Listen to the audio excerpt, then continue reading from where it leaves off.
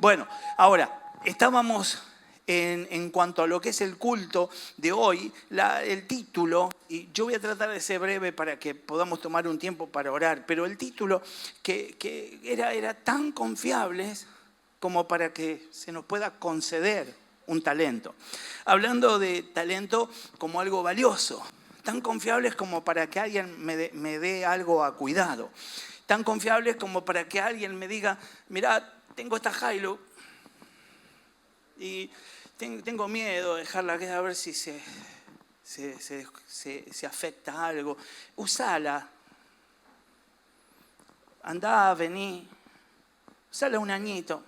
Yo el año que viene vengo y vemos qué pasa. Alguien te dice, y escúchame, y no tenés garage, bueno, andá a la casa del country, que también te doy la casa del country y la Hilux para que me la cuides. ¿A cuánto le gustaría? Aleluya. Y van a congregar igual, ¿no? Aleluya. Ya veo que pasan tocando bocina por acá. Pero la idea es que podría ser una cosa así de loca, algo confiable. Y yo quiero hablar esto, de unas parábolas que habla de talentos y que de aquello que es valioso, de aquello que nos ha sido concedido y cómo lo estamos manejando, qué estamos haciendo. Cuando hablamos de talento, simplemente quiero que podamos entender, estamos hablando de algo de mucho valor. Ahora lo vamos a meter un poquitito más en el tema. Pero podría ser de mucho valor en lo espiritual, en lo moral, podría ser de mucho valor monetario, podría ser de mucho valor solo para mí. Y para otro no vale nada. Pero a pesar de eso, soy yo el que debo administrarlo. Y a mí me ha sido concedido. Y a mí, en un acto de confianza, me ha sido dado algo y yo debo responder por esto. Así que la idea es que hoy podamos meditar si estamos usando bien los talentos que Dios nos dio. Y estoy hablando de talentos naturales, estoy hablando de alguien que agarra una viola y empieza a poner los dedos y le empiezan a salir los tonos y empieza a tocar canciones y empieza a hacerla re bien. Hay otro que empieza a apretar algunas teclas del teclado como Gaby y entonces, ahora lo van a ver ustedes. Y entonces empieza a tocar y empiezan a fluir melodías que generan un cambio en la atmósfera, que generan algo lindo. Y aunque tarde en venir, él va a tocar. Vamos, un aplauso para Gaby. Aleluya. Así que quisiera entender esto. No sé qué dones tienen. ¿Cuántos son buenos futbolistas? ¿Cuántos tendrían que estar en primera jugando, pero tuvieron ese accidente? ¿No? Y les pasó. Y la verdad, ¿cuántos son buenos automovilistas y tendrían que estar corriendo rally, ¿sí? Pilotos internacionales, motociclistas. Seguramente hay algo en lo que podés estar o sentirte frustrado. Hay algo que quedó a medias. Seguramente tenías la capacidad, el acceso a la información, se te hacía sencillo capacitarte para poder avanzar en una carrera. Pero hubo una propuesta, hubo un banquinazo, hubo algo que no te permitió darle continuidad y quizás dejaste de usar bien ese don. Hoy la idea es que podamos ver qué vamos a hacer con esos dones que Dios nos ha dado. ¿Hasta dónde somos capaces de ocultarlos, esconderlos o de ponerlos al servicio de Dios? ¿Qué representan entonces los talentos de los que vamos a hablar? El amo ha confiado sus bienes y su patrimonio al cuidado de los siervos. Los talentos son una gran suma de dinero. Los talentos eran significativos, los talentos eran el equivalente, era un vale, era una moneda, era algo costoso que representaba. Aproximadamente $1,5 millones actuales. Y eso fue lo que decidió alguien dejar en manos de sus siervos. Y nosotros como siervos de Dios también tenemos a la mano cosas muy valiosas. Y no se trató de un solo talento. En algunos casos se trató de 2, en algún caso se trató de 5, de 1,5 millones, para que al regresar pudiera encontrar que se había hecho lo que era de esperarse que se haga. Jesucristo nunca tuvo la intención de establecer el reino de los cielos en su venida, como creyó el pueblo de Israel, como creyeron los judíos de aquel entonces. Por eso estaban tan apurados porque llegara al templo y se manifestara la gloria y pasara todo aquello que ellos creían que iba a suceder. Jesucristo vino a allanar el camino. Jesucristo vino a preparar hombres en la fe. Vino a dejar discípulos que preparen a otros discípulos. Y eso es lo que deberíamos estar haciendo nosotros. Y eso es lo que estamos haciendo. Si hoy alguien te invitó, es porque está siendo un buen discípulo que quiere generar todavía más cantidad de discípulos para que seamos muchos los que estamos en Cristo y así podamos darle lugar a esa manifestación del Señor y que el reino de los cielos sea visible para todos nosotros aquí en la tierra. Mateo 24, versículo 24, dice: ¿por qué se levantan falsos cristos, falsos profetas, y harán grandes señales y prodigios, de tal manera que engañan, si fuera posible, aún a los escogidos?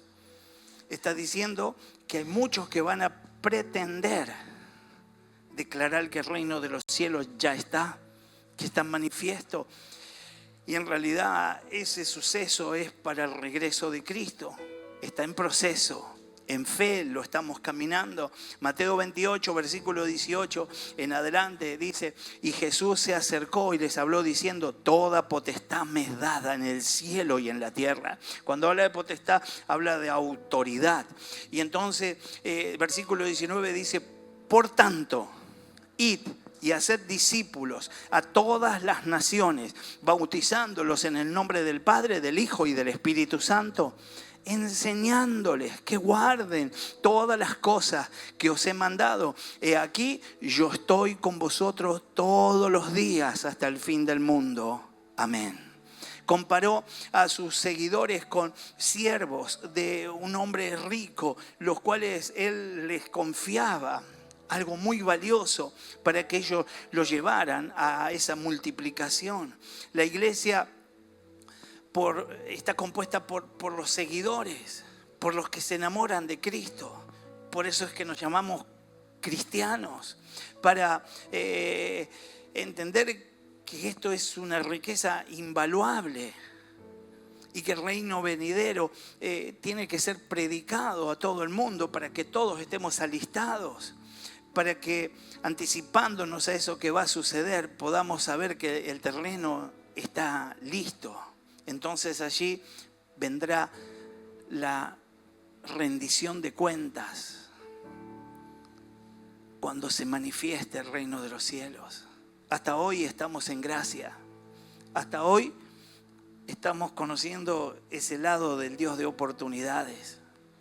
Erro, me equivoco y tengo otra oportunidad. Puedo ir al Señor y si soy sincero y confieso mi actualidad, puedo soñar con un futuro renovado y fuerte en Jesucristo. Pero todo esto es el proceso para esa manifestación. Un día, sorpresivamente, regresará. ¿Y qué me va a encontrar haciendo? ¿Dónde me va a encontrar aquel día? Pregúntale al de atrás, decir, ¿dónde vas a estar ese día? No quiero irme por las ramas, pero hay 3 parábolas sobre la mayordomía. En 3 ocasiones Jesús utiliza variaciones de estas parábolas para que se pueda entender el encargue que él estaba haciendo a sus siervos, que se ocupen de los asuntos que él había establecido. Al entregar la primera de ellas, se acercaba a Jerusalén antes de su muerte. Las multitudes pensaban que él iba a restaurar el reino de Israel inmediatamente, pero en lugar de ello les entregó una parábola acerca de un hombre que se va del país a un lugar lejano y deja a sus sirvientes cierta suma de dinero con una instrucción. Otro caso, y cuando se va, De acuerdo a lo que dice Lucas 19, versículo 11 al 13, lo que dice es: negociad entre tanto que yo vengo. Y quiero decirte que quizás no es el modelo de prédica que vos estás acostumbrado a escuchar. A lo mejor vos estás acostumbrado a escuchar o deseas escuchar de un Dios que tiene misericordia, gracia, amor, que tiene perdón y que fluye en esa dulzura a pesar de tus actos, a pesar de tus errores. Pero yo quiero decirte que Dios te ve con cierta madurez, que Dios te ve fiable y que Dios quiere que vos seas parte de los que generan la estructura para la manifestación de este reino. Por eso podríamos tomar como propias estas palabras y saber que el Señor nos está diciendo: negociad entre tanto que yo vengo. Hagan negocios entre tanto que yo vengo. Y acá es donde tenemos que pedirle al Espíritu Santo que nos muestre cuáles son los negocios que tengo que hacer yo, cuáles son los negocios que tenés que hacer vos, qué tipos de negocios tenemos que hacer. Un buen negocio sería pagarle el retiro a alguien, por ejemplo, invirtiendo en esa vida, que quizás el día de mañana sea un predicador internacional y lleve a millones de personas a los pies de Cristo. Y todo comenzó con una inversión que yo hice. Me jugué por algo. Quizás simplemente sea dar oración. Decir: a partir de tal día voy a orar 2, 3, 5 minutos siquiera. Por alguien, por algo, por las naciones, por mi barrio, por ese lugar que todos dicen: no se puede sacar nada de este lugar está podrido, son todos narcos, son todos tranza, esto va a explotar en cualquier momento. Quizás esos 2 minutos diarios, esos 5 minutos diarios le puedan cambiar la historia a tu ciudad. Quizás tengas que negociar no solamente con la oración, sino con confesiones. Y cuando alguien esté diciendo: este lugar es una porquería, vos te atrevas a decirle: este lugar está comprado por la sangre de Cristo. Que vos te atrevas a cambiarle el nombre a las cosas, que vos te atrevas a decir: la familia política o mi propia familia es un desastre, y todos dicen que son un desastre. Yo digo que es una familia bendita y serán de bendición. Yo le puedo cambiar el nombre a las cosas y tengo que atreverme. Quizás esos minutos de oración cambien realidades. Mire, Lucas 19, versículo 11 dice: oyendo ellos estas cosas, prosiguió Jesús y dijo una parábola por cuanto estaba cerca de Jerusalén y todos pensaban que el reino de Dios se manifestaría inmediatamente. Versículo 12, dijo pues: un hombre noble se fue a un país lejano para recibir un reino y volver. Y llamando a 10 siervos suyos, les dio 10 minas y le dijo: negociad entre tanto que vengo. En su profecía sobre los frutos y los acontecimientos de lo que iba a suceder en el Monte de Olivos, Jesús entregó además parábolas similares a esta para enfatizar que su reino iba a llegar y no llegaría en ese momento. Capítulo 24 y capítulo 25 del libro de Mateo. A ustedes que les gusta leer tanto la Biblia, a ustedes que les gusta leer tanto la Biblia, pueden leerlos después, 24 y 25, y van a encontrar una serie de parábolas y explicaciones de ellas. Hablan de la imagen de los siervos que quedaban con la responsabilidad que se les encargaba. La idea es que nosotros podamos a través de estas parábolas comprender el propósito que Dios tiene con cada uno de nosotros.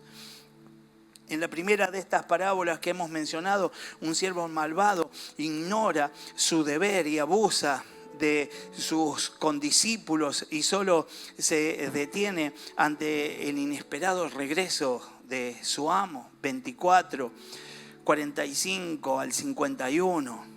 Leo lo que dice desde el 45. ¿Quién es pues el siervo fiel y prudente, al cual puso su Señor sobre su casa para que les dé alimento a tiempo? Bienaventurado aquel siervo al cual cuando su Señor venga le halle haciendo así. De cierto os digo que sobre todos sus bienes le pondrá. Pero si aquel siervo malo dijere en su corazón, mi señor tarda en venir, y comenzare a golpear a sus consiervos, aún a comer y a beber con los borrachos, vendrá el señor de aquel siervo en el día que éste no espera. ¿En qué día viene? En el día que no espera y a la hora que no sabe, y lo castigará duramente y pondrá su parte con los hipócritas, y allí será el lloro y el crujir de dientes. La tercera versión de esta parábola se encuentra al final del mismo discurso de Mateo 25. Jesús muestra la gran verdad de que el discípulo tiene responsabilidad de trabajar en la fe y en la justicia. Todo discípulo tiene que trabajar en la fe y en la justicia. ¿Sabe? Nosotros, por el antecedente, muchos de nosotros venimos de una cultura católica. Y hoy no estamos con la intención de cuestionar absolutamente a nadie en ese aspecto, sino que simplemente el oyente católico asiste a misa.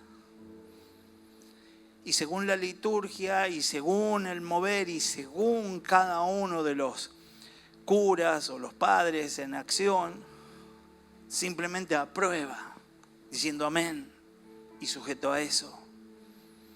Y solamente pareciera que esos hombres, los curas, son los que tienen acceso, los que tienen contacto con Dios. Son los mediadores. Y el Señor en la palabra me dice otra cosa. El Señor me dice que vos estás en contacto con Dios desde el día que lo recibís en tu corazón. El Señor me dice que el Espíritu Santo habita en vos. Es Él el que te convence de pecado, es el que te guía, el que prepara todo en lo absoluto para llevarte al cumplimiento del propósito que Dios tiene. Por eso yo quisiera, para que podamos continuar, sin dejar pasar esta oportunidad, que ahí donde estás cierres tus ojos y me acompañes en esta oración, y no vamos a decir absolutamente nada que te contraponga con tus creencias, sino que vamos a decir lo que la Biblia dice. Señor Jesús, te doy gracias por la vida que me diste, y te doy gracias por la oportunidad que hoy tengo de recibirte como Señor y Salvador de mi vida. Te acepto y te pongo en el lugar más alto de mi corazón para que me ilumines de tal manera que no haya vestigios de tinieblas. En el nombre de Jesús confieso que soy más que vencedor, porque vos venciste allí en la cruz. Amén. Aleluya. Cuando yo hice una oración similar a esta un día, y a partir de ese momento me dijeron, ahora ya no sos más creación de Dios, ahora sos hijo de Dios, no pude entenderlo perfectamente en ese punto, pero sí creí que era un hijo de Dios. Y luego el Señor se encargó de llevarme a que pueda comprobar por la palabra que esto es así. Todo aquel que confiese a Jesucristo como su Señor y Salvador es contado como un hijo de Dios.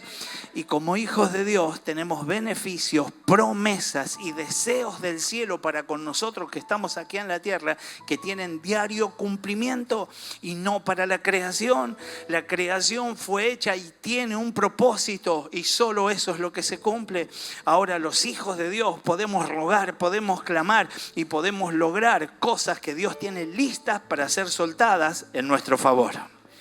Así que entendemos que se trata de esta nueva relación. Ahora comienza a operar el Espíritu Santo en esta dispensación o en esta franja de tiempo, por así decirlo. Es la manifestación del Espíritu Santo. Dios Padre se manifestó como creador en el principio. Jesucristo vino a poner entonces ese punto y determinar el inicio de un nuevo ciclo. Tan fuerte fue esto que se le dio inicio al calendario, y por eso hoy contamos años antes de Cristo y después de Cristo, pero ahora es el Espíritu Santo el que está de nuestro lado, es el que quiere favorecerte. Algunos de los que ya han pasado por el momento de acceder a lo que es el estudio, profundizar un poquitito o simplemente venir a la Universidad de la Vida o a un encuentro, saben que el Espíritu Santo está con, en y sobre. Y esto de que esté sobre es algo que ni siquiera esperamos, es una unción que llega para capacitarnos y para fortalecernos. Que esté con y que esté en es porque hicimos esta oración. Ahora nuestro deseo debería ser pedirle al Espíritu Santo que venga sobre nuestras vidas. Actualmente Cristo se está preparando para ese glorioso regreso a fin de gobernar aquí en la tierra, estableciendo su reino. En algunas ocasiones se le preguntó al Señor si Él venía en vida a establecer su reino, y Él contestó: nos toca a vosotros saber los tiempos y las sazones que el Padre puso en su sola potestad, pero recibiréis poder cuando haya venido sobre vosotros el Espíritu Santo, y me seréis testigos en Jerusalén, en toda Judea, en Samaria y hasta lo último de la tierra. Así lo dice Hechos, capítulo 1, versículos 6 al 8. Esta era una enorme tarea, pero los discípulos de Jesús se les había dado y ellos la habían recibido con gusto. Mateo 25, versículo 14 dice, contando de la última parábola para que ya podamos enfocarnos en lo que queríamos hablar y tener un tiempo de oración. Entendamos entonces lo que un discípulo debe hacer y hacia dónde debe apuntar. Dios otorga talentos esperando que sean multiplicados. Algunos de nosotros podemos decir que ni siquiera guardamos o cuidamos bien el talento que se nos ha dado. Algunos de nosotros pudiéramos decir casi con cierta confianza que hemos cuidado bien lo que se nos dio. Pero muy pocos de nosotros podemos decir lo que se nos dio ha crecido, lo que se nos dio ha multiplicado, lo que el Señor puso en nosotros nos está llevando a un nivel mayor. Cristo comienza diciendo, porque el reino de los cielos es como un hombre que yéndose, esto es Mateo 25, 14 y 15, porque el reino de los cielos es como un hombre que yéndose lejos llamó a sus siervos y le entregó sus bienes. A uno dio 5 talentos, a otro 2 y a otro 1.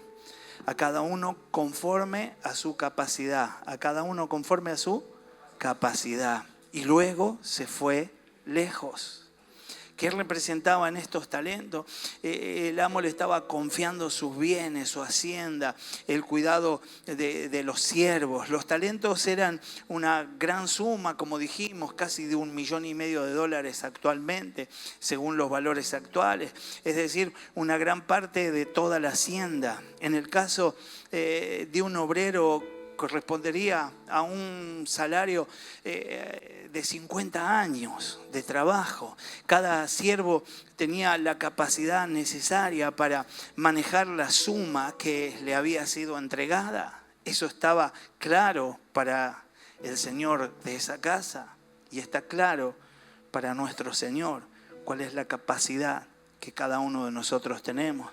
La idea era que se pusiesen a trabajar inmediatamente. Y como hoy decía, por el antecedente que nosotros tenemos a través de la Iglesia Católica, dejamos de ir a misa para venir a un culto. Dejamos de ir a misa para simplemente ser parte de un grupo de fieles que congrega en una fe que pretende tener más acceso a la Biblia y a la verdad. Pero Dios tiene una misión. Dios te está viendo como alguien útil en sus manos. Dios puso talentos, puso sabiduría, puso instrucción. Y lo que está esperando es que vos simplemente seas capaz de multiplicarla, de lograr esa extensión. La idea era que se pusiera a trabajar inmediatamente. El amo entonces se fue y esperando que sus siervos produjesen un incremento a esa ganancia que les había confiado. Espiritualmente podríamos comparar esto con los dones espirituales dados por Dios a sus discípulos, que deben ser usados junto con los talentos naturales que tenemos. El Señor te dio dones. Yo no sé qué dones naturales tiene cada uno, pero sí sé que el Señor ha dicho que cosas mayores que las que hizo Jesucristo aquí en la tierra haríamos nosotros como iglesia. Lo que estoy diciendo es que si sos capaz de creerle y sos capaz de actuar como Él espera que actúe, vas a vaciar las salas de los hospitales cuando vayas a visitar y orar por ellos. Vos vas a ser el que vas a resucitar muertos. Vos vas a ser el que vas a orar por un lugar y ese lugar va a cambiar. Vas a ser el que va a establecer reglas nuevas por la palabra de Dios. A lo mejor cuando yo hablo de esto vos estás pensando, a gatas puedo conmigo mismo. Todavía estoy luchando con el faso careta, con el faso loco, cuando viene nariz veloz, no sé qué decirle. Y a lo mejor está diciendo, y lo que pasa es que estoy remugriento de pornografía. Lo que pasa es que veo pasar una chichi y se me prende fuego el marote. A lo mejor está diciendo, soy débil. Y eso es lo que necesita Dios. Débiles. Porque cuando más débil seas, más se glorifica el Señor. Cuando vos sos de los que, como yo, no valemos un mango y Dios empieza a hacer cosas, el único que se lleva la gloria es el Todopoderoso. Quizás entonces hoy podamos estar meditando un poco en esto y atrevernos a creer que el Señor va a hacer cosas tremendas con nuestras vidas. Dios nos confía entonces su Espíritu y espera que nosotros produzcamos el fruto del Espíritu, que asumamos la naturaleza divina mientras crecemos en la gracia y el conocimiento de Jesucristo, sirviendo a Dios y atendiendo las necesidades de aquellos que están a nuestro alrededor. Esto se hace a lo largo de muchos años, pero se comienza con la carga. Yo tomé carga por dos cosas en cuanto a orar. Cuando yo oraba por otros, el Señor guardaba la salud de los de mi casa. Cuando yo no oraba por otros, empezaban las pestes en casa. Con mis hijos chiquitos, una cosa atrás de otra. Y yo iba al hospital y me quedaba en el hospital, entraba al inicio de la visita a las 2 de la tarde y ahí en el Gandulfo hubo días que me pude quedar hasta las 9 de la noche, se iban todos y los médicos me hacían señas que vaya para allá porque ellos tenían que recorrer acá y yo iba para acá y ellos decían bueno vamos a recorrer allá y yo iba cama por cama preguntando el nombre, orando, pidiéndole a Dios.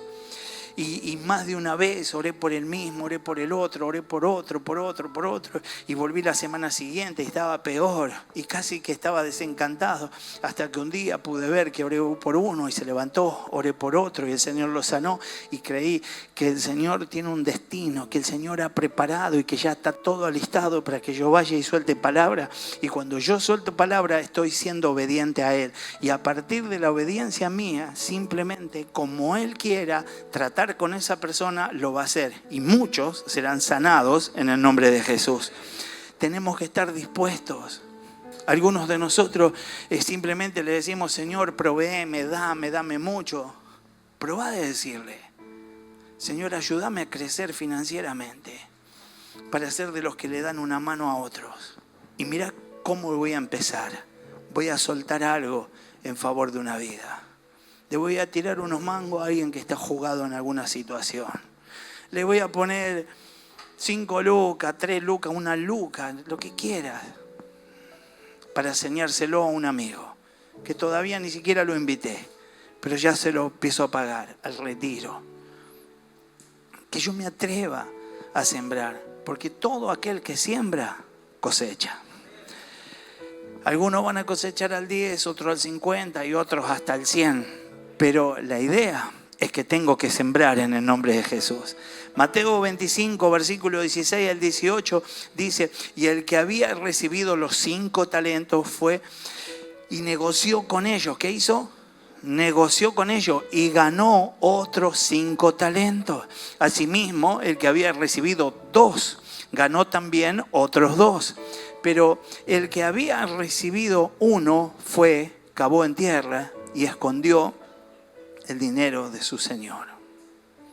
Los 2 primeros siervos duplicaron lo que se les había dado. Eran dirigentes, se pusieron a trabajar de inmediato para complacer a su amo. Entendieron de qué se trataba. Se sentían motivados por la magnitud de la tarea, se sintieron desafiados. Seguramente nunca pensaron, y a mí, y todo a mí, y los demás no hacen nada, y siempre yo. Seguramente pensaron, qué bueno que es a mí a quien elige, qué bueno que soy yo el elegido de Dios, qué bueno que soy yo el que puedo hacer algo por los demás. Sabían que tanto el éxito como el fracaso dependía de ellos. Además, los motivaba el respeto que ellos tenían por su amo y el profundo amor que tenían por él, por lo que deseaban hacer riquezas y que esto produjera de tal manera que fueran bien vistos por su amo. El tercer siervo, sin embargo, adoptó un enfoque diferente. Fue y enterró el dinero en tierra. Esto mantuvo el dinero a salvo, pero impidió cualquier incremento. Él mostró cierto respeto por la parte de la herencia de su amo, pero no el respeto apropiado, porque no la utilizó como su amo quería que lo hiciera. Pudiéramos entender entonces que no comprendió la naturaleza del evento. Y quizás hoy en tu oración le puedas decir al Señor: ayúdame a comprender la naturaleza de este evento. ¿Por qué estoy acá un viernes a esta hora? ¿Qué hago acá? Soy de la iglesia, estoy hace un montón de años, llegué hace poco, es mi primera vez. Pero ¿por qué estoy acá? ¿Quién me convocó? ¿Quién me trajo? Que podamos percibir lo que hay espiritualmente detrás de este momento. Lo segundo es que no percibió el carácter del amo, que deseaba que haya un aumento en lo que le había dado.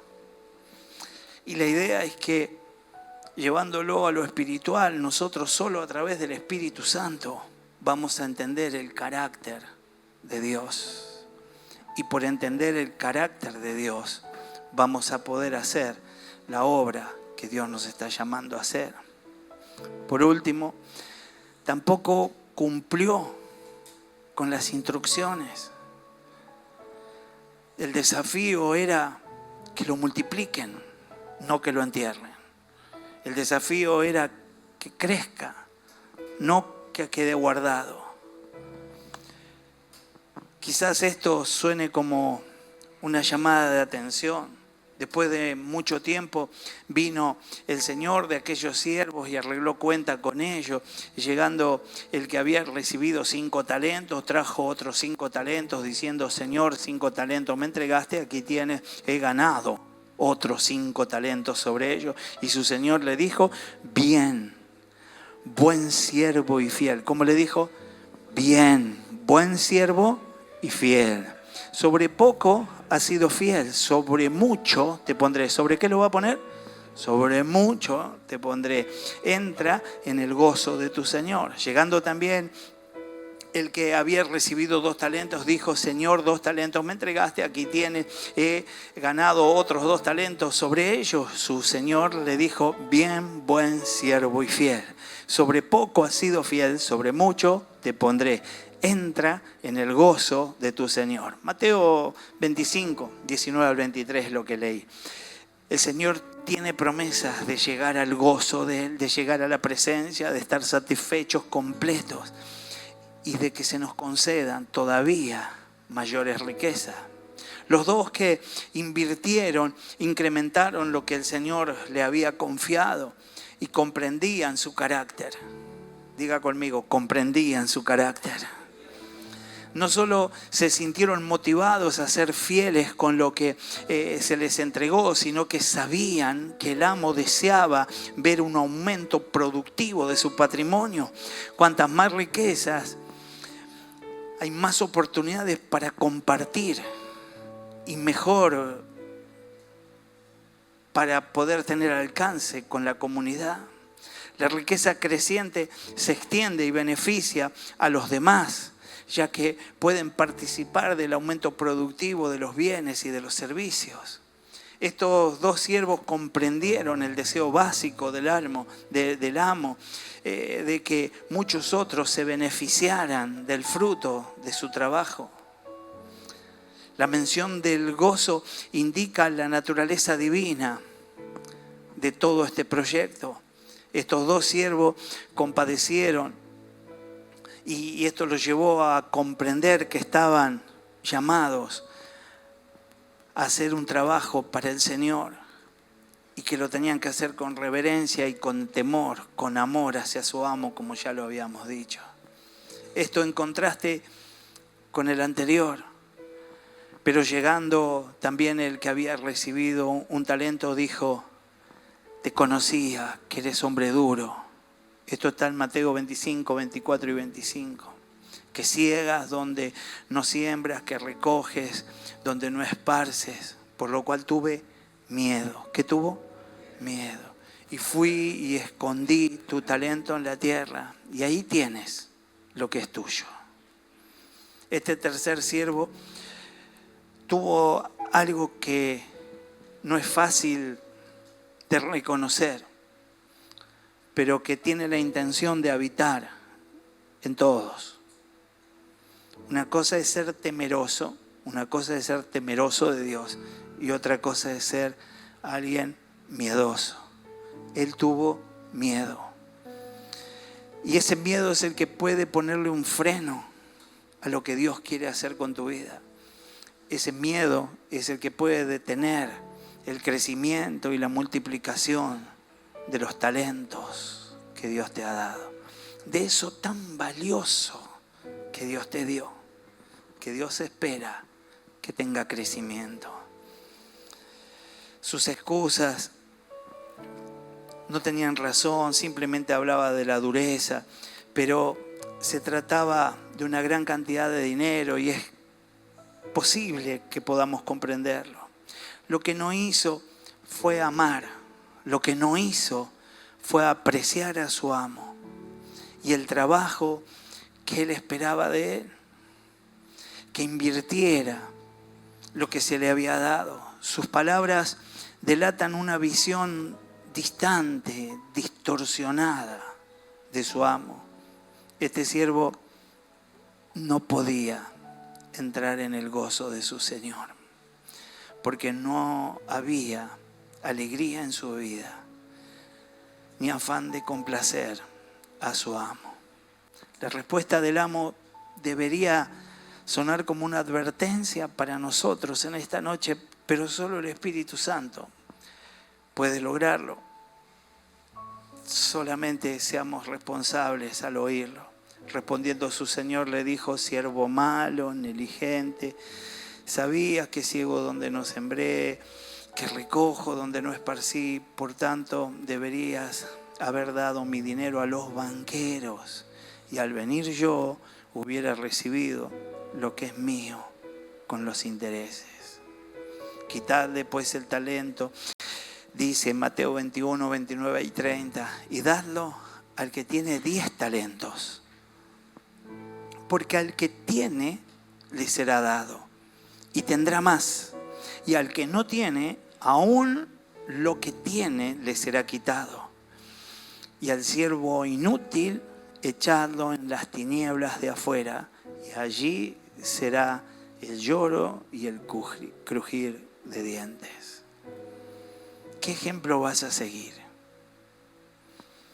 Tenés uno que recibió 5 y los duplicó, otro que recibió 2 y los duplicó, y uno que recibió 1, porque a todos les fue dado según sus capacidades. Y el que recibió 1 podría haber vuelto con 1 más. Sin embargo, prefirió esconderlo.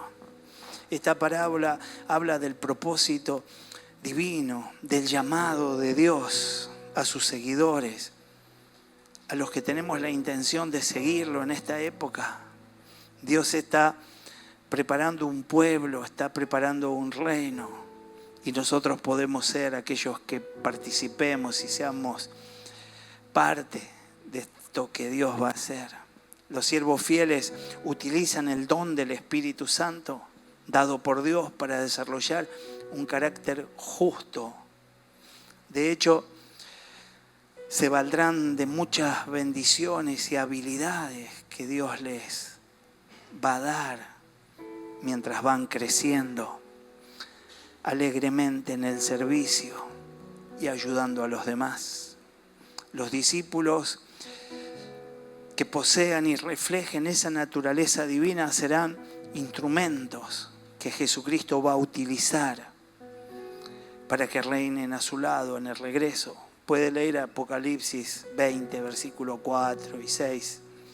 Quienes entienden que la vida de hoy es una preparación para la era venidera, que utilizan los talentos y las habilidades otorgadas por Dios y están preparados para el día que comience su reinado aquí en la tierra. Quizás estés reflejándote en esta parábola en alguno de los casos.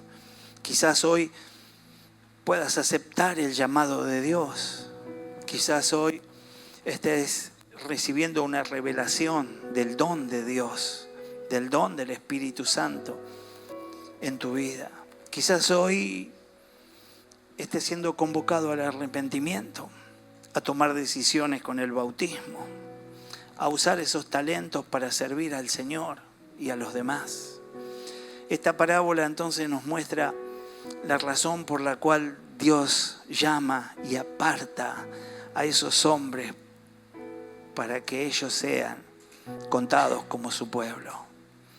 Y nosotros hoy podemos decirle, como reza la palabra, en una intención de ser contados: heme aquí, Señor Jesús.